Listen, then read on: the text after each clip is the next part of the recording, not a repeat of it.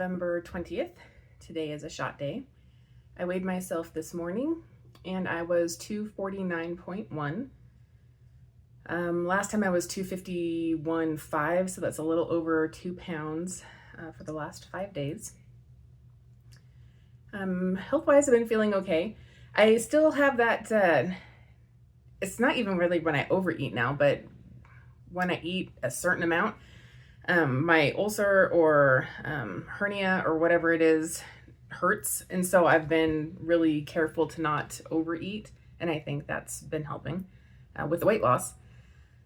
My stomach hasn't been hurting as much, probably because of that. Although I had a cheese Danish from Costco and I was in agony that night. This was like 2 nights ago when I was trying to go to bed, like around 11 or something.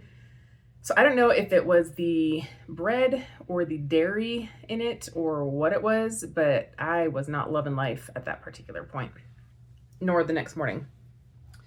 So, yeah, I don't know. I don't know if it's gluten.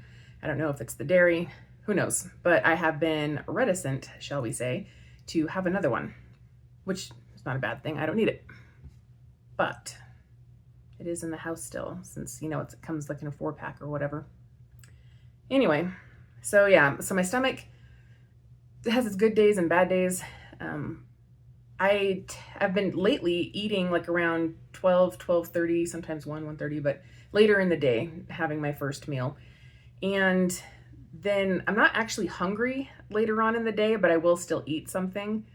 And I do still snack on candy because we still have like Halloween stuff, and then I find stuff on sale, which is not great. And I know that. You guys don't need to tell me that. I'm aware.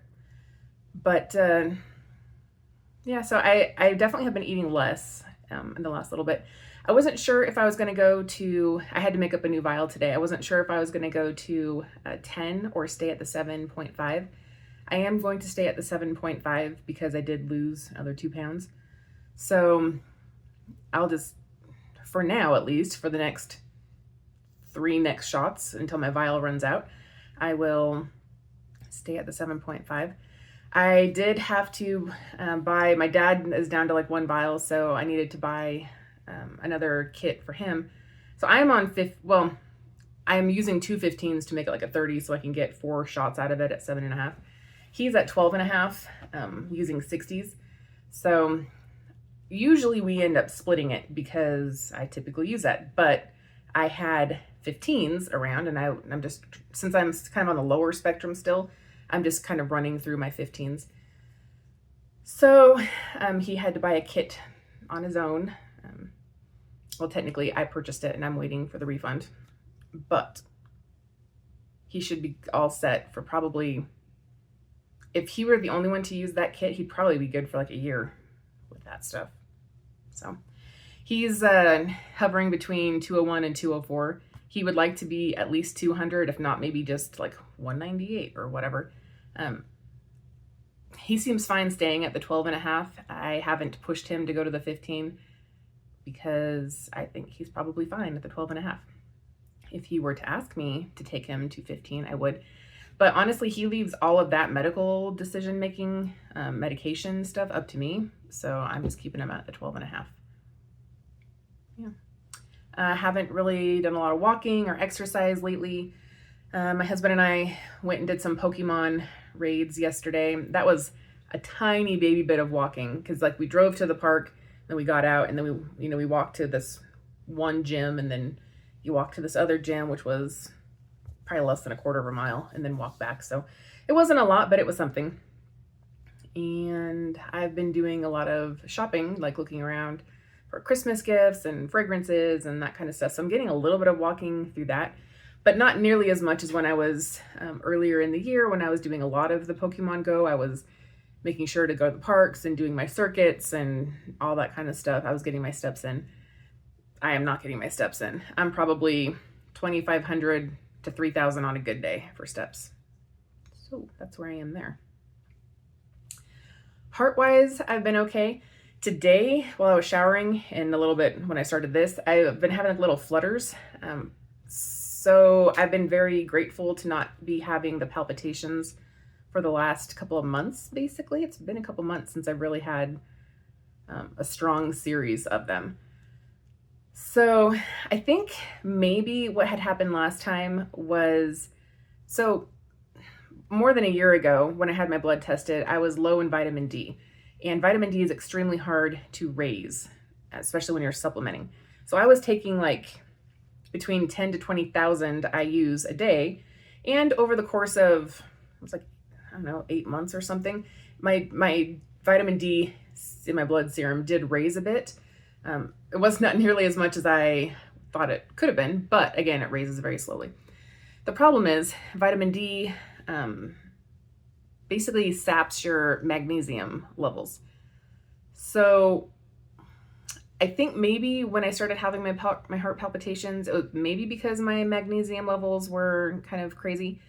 But then I started supplementing with magnesium, because that's one of the go-tos that you hear about when you have heart palpitations or PVCs, is to supplement with magnesium or potassium or whatever.